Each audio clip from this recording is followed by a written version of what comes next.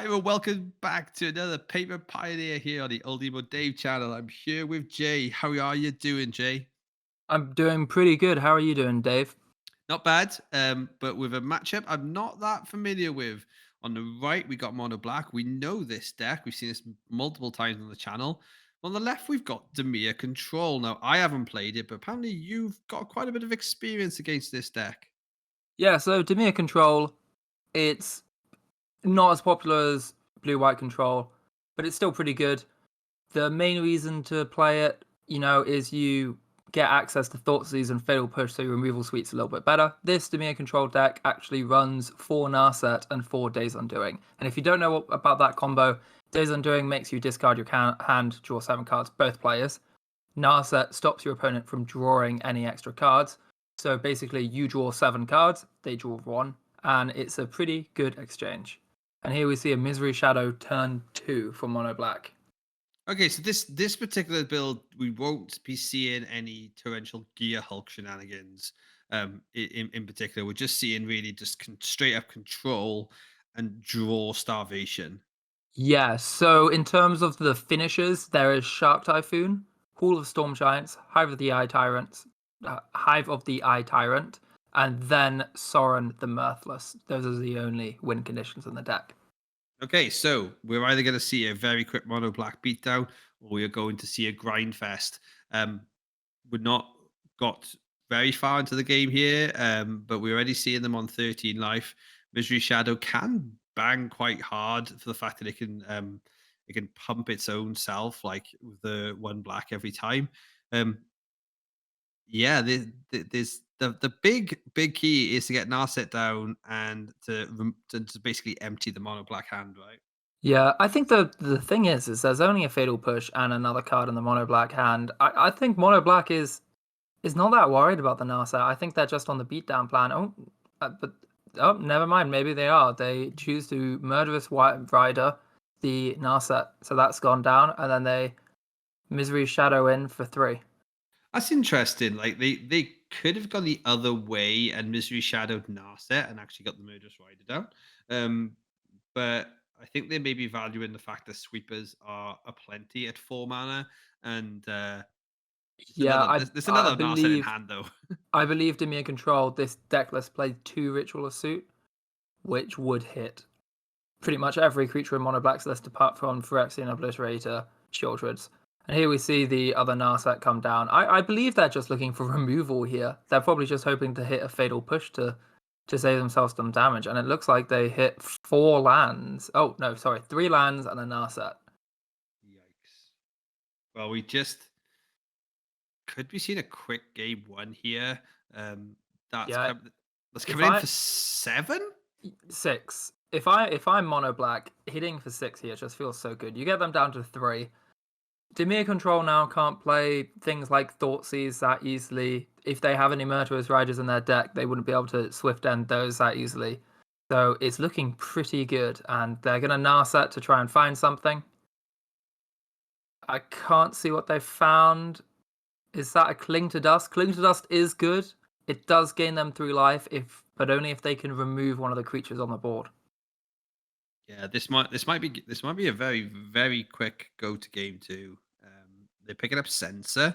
Um, I believe they might just be cycling the sensor. They pretty much they need a Fatal Push or they've lost. that's not a fail push. That's a sinister sabotage. Yeah, now they're going to cycle the other sensor in their hand probably to get, And and that's yeah, a shock nothing. typhoon. I Yeah. have to admit it is an extremely unlucky draw from DB Control to not hit any fatal pushes, any go for the throats, any power word kill, any sweepers. In the first 4 turn, and they use like 3, 4 Narset activations. They cycled 2 cards. It's really unlucky that all of their removal just was not there. So that's an unlucky game, but it's very good for Mono Black, and it just shows how good Misery Shadow is. If it's unanswered, it's like an 8/8 beating you down each turn. Yeah, they went 30 cards deep into their deck without seeing an answer there, and I think you have to just be strong enough as a control player to brush those off and go to the next game because that's not part of the plan. Yeah. So for Dimir control, it didn't look like they brought anything in. It looks like they looked through their deck. It looks like they've got a lot of stuff for control. So Hullbreaker, Horrors, Go Blanks, Thoughtseize, Drown on the Lock, but maybe nothing that they deem good enough for Mono Black. Oh no, they choose to take one card. I'm not sure what it is. Mono Black is sideboarding upside down, so we can't actually see. It looked like, oh no, it looked like they considered putting a Go Blank in, couldn't find anything they would want to take out, and so have just decided to go in without a sideboard. I think this Dimir control deck has a good matchup against Mono Black. They've got a lot of removal for the early creatures. A Phyrexian Obliterator just doesn't matter. They'll probably just counter it. The Narsets are pretty good.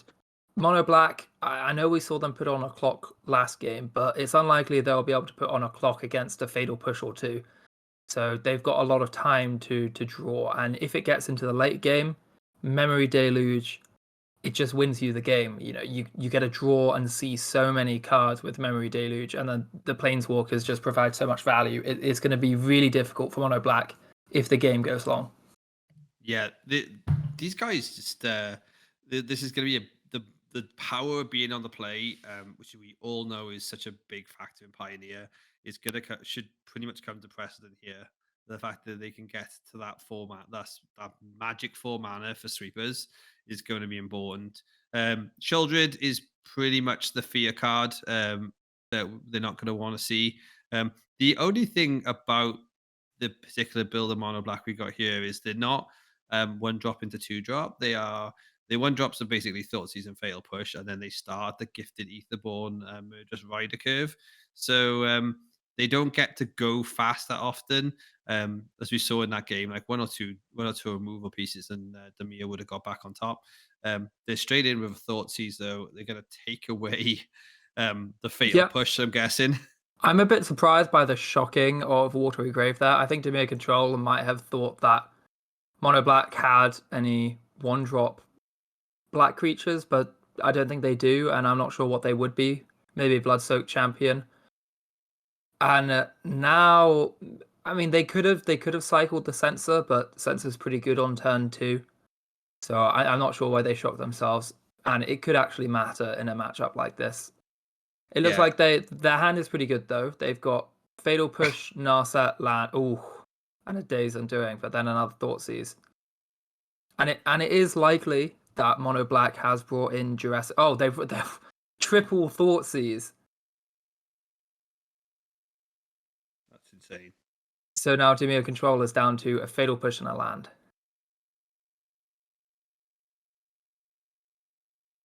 After going down to 6 from a mulligan, Dimir Control they really need to draw into some card advantage spells because they just don't have anything at the moment. And whatever Dimir, Mono Black is now playing another spell. Ashiok? So Wait, this Ashiok, it stops opponents from searching through their libraries, and it also can mill, I believe, 4 cards and then exiles a graveyard. yep. So there's no occasion out of that sucker. There is going to be a lot of card advantage taken away because I don't believe Demir Control are going to be able to deal with that.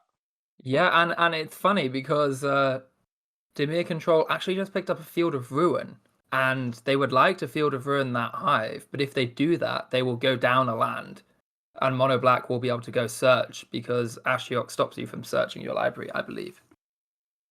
Wow. So this is a lot, and obviously with Cling to Dust being an important escape card, they're gonna lose. They're gonna lose all options there. Yep, and like I said, Memory Deluge is such a powerful card in the late game, and they're not going to get a chance to be able to ever flashback a Memory Deluge if Ashiok sticks around and Do you, continues exiling stuff. if you have Ashiok here, do you activate it down to 1 and just leave it on the board specifically to just avoid that from happening? You know, I'm not sure. I suppose. I reckon at this point you just leave Ashiok as yeah, you put it down to 1 and then you don't do the last one. And then Yeah. you always have an activation left. And the static is good against Field of Ruin, not letting them search for a land, it can make a difference between, them being able to play a Shark Typhoon. Oh, there's a Virtuoso as well. This is and for anyone watching at home, we're a Firestorm Games Friday Night Magic. We play Pioneer every Friday, and if you want to join us, the links are in description.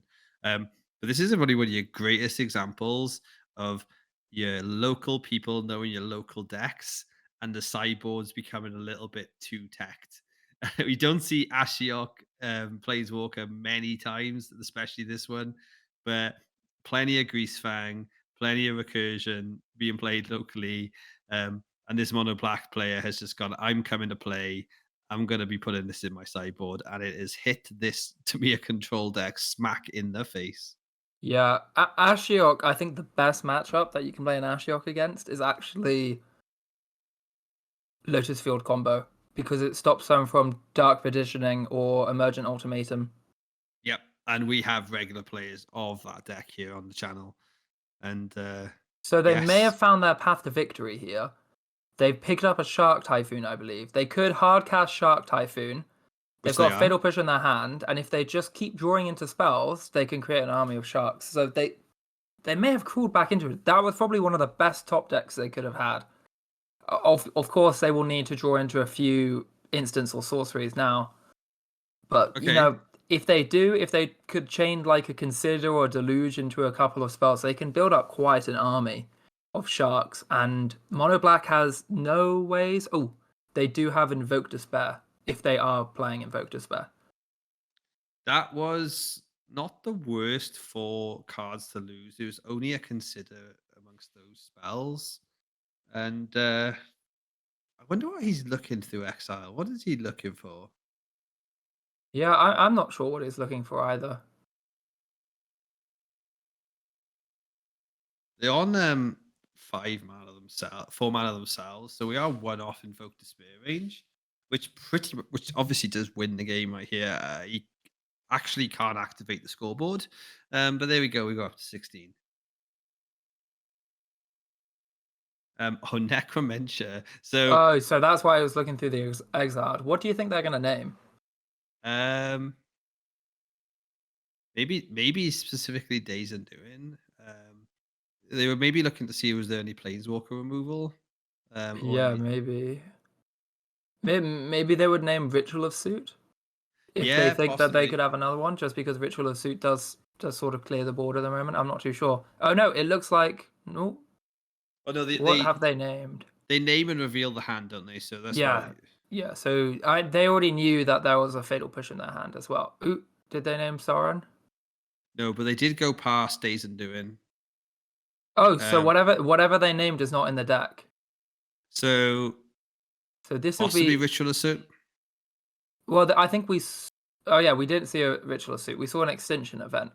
It's possible they could have named something like Gear Hulk or Hullbreaker Horror. Something that they think could be the top end, but isn't. Yeah, like how do I lose this type of card? Yeah, Um, but to be fair, the Mono Black player could just lose this because of Shark Typhoon. Shark Typhoon is going to generate a lot of chump blockers. That Fatal Push is going to be able to take something down. That the Demolition Field can take down the Hive. Oh, Demolition Field taking down the Hive can actually activate Revolt for the Fatal Push and the extra island in their hand can be used for the ward. So they could take down the Trespasser this turn and the Hive and get a 1/1 Shark. okay, so I think they're gonna look to try and do that on attacks. Well, let's hope they do that on attacks. Yeah, and Well, then pre-combat. their hope is just they just draw into instants and sorceries for the rest of the game. They just hope that they just keep drawing into, memory deluges and considers and other draw spells. That was interesting. Felt a little bit unnecessary letting them have their graveyard back there unless they've got just another Ashok to play. Yeah, I mean, it doesn't give them the graveyard back. Oh, I think access to it. what the Ashiok dying there does is it means that when they Field of Ruin, they'll be able to go search for a land. True. Okay, so we've Ooh, gone this route instead. so we're gone for the Hall of the Storm Giants. Oh, and they played Shouldered's Edict, which means the ward doesn't matter. Oh, Okay. and so the Dimir control player is going to take 6 here. Okay. Um, is that an example of a line getting a little bit too cute?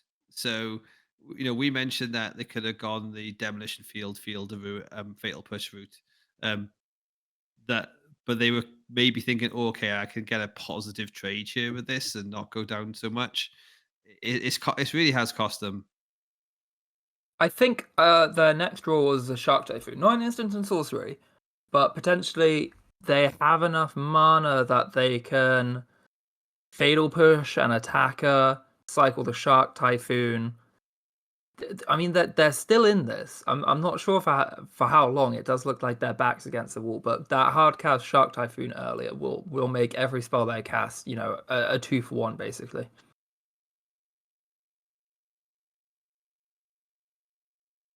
And we see a lot of thinking here. I'm on. What do you think?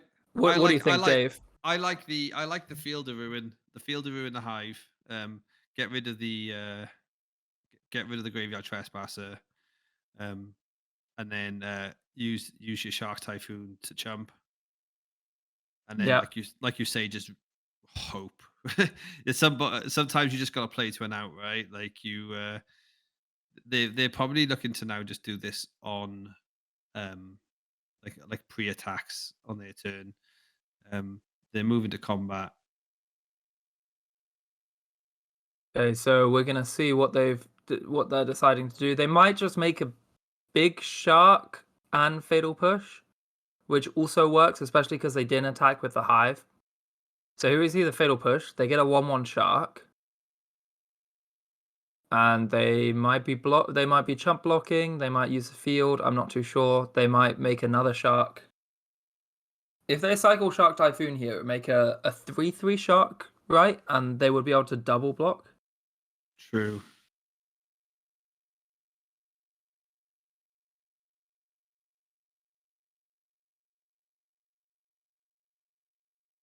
It looks like they're just choosing to chump and let the Oh, shark and die. invoke despair.